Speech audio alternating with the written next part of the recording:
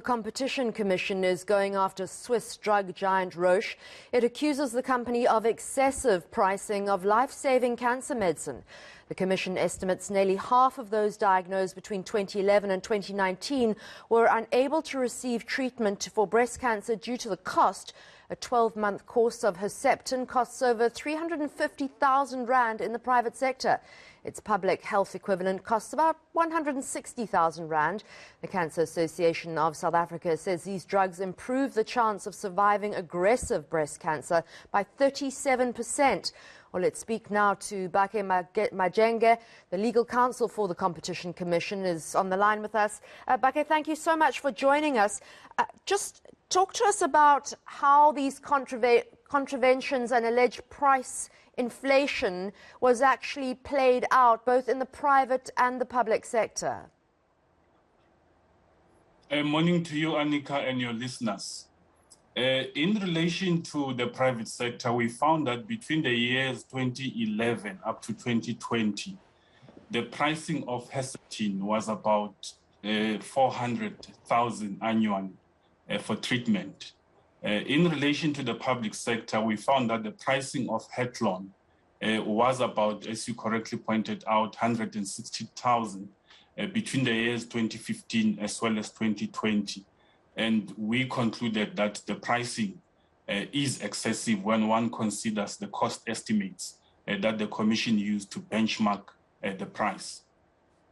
How many patients were denied access to this drug because they couldn't afford the treatment? The Commission investigation reveals that if pricing was at a reasonable level, at least about 10,000 patients would have been able to access and receive treatment. And we must remember, Annika, that HER2 plus is a very aggressive type of breast cancer, disproportionately, of course, affecting women. I'm interested from a legal point of view, what kind of jurisdiction the Competition Commission has if Roche is based in Switzerland? The Commission certainly does have jurisdiction in terms of the Competition Act where conduct has taken place in South Africa. As in this case, the pricing conduct took place within the borders of South Africa. Roche also has a South African subsidiary which is based in South Africa, which does distribution of the product on its behalf in South Africa. So there's no doubt that the competition authorities certainly have jurisdiction over Roche. What can you do in terms of remedy? What we have asked for is a penalty of 10% of the group. So we are asking for 10% on the group turnover.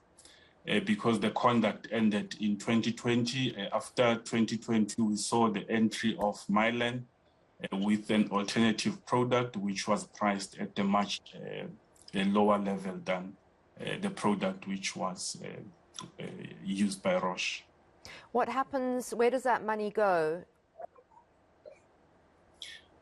In terms of the Competition Act, penalties imposed by the Competition Tribunal go to the fiscus, so the penalty will go to National Treasury.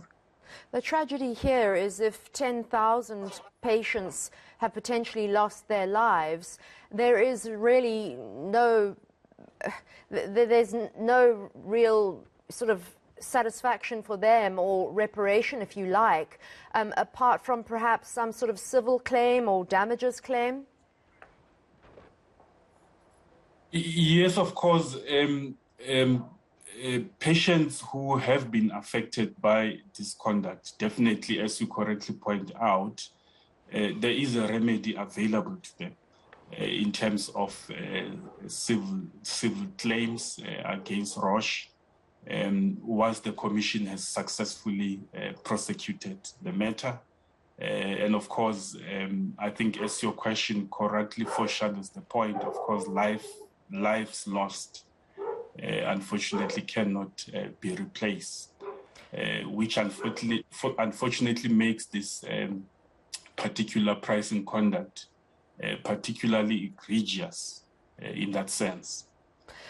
I wanted to ask you if there had been any kind of talk perhaps of a class action suit underway by either patients who've made it through or relatives of patients who have lost family members.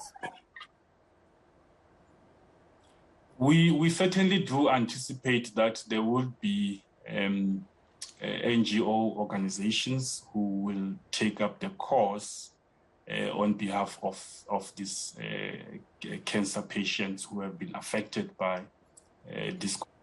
So we certainly have no doubt that there will be some NGOs out there who will certainly take up the cause. All right. Thank you so much for chatting to us, Bakhe Majenge of the Competition Commission.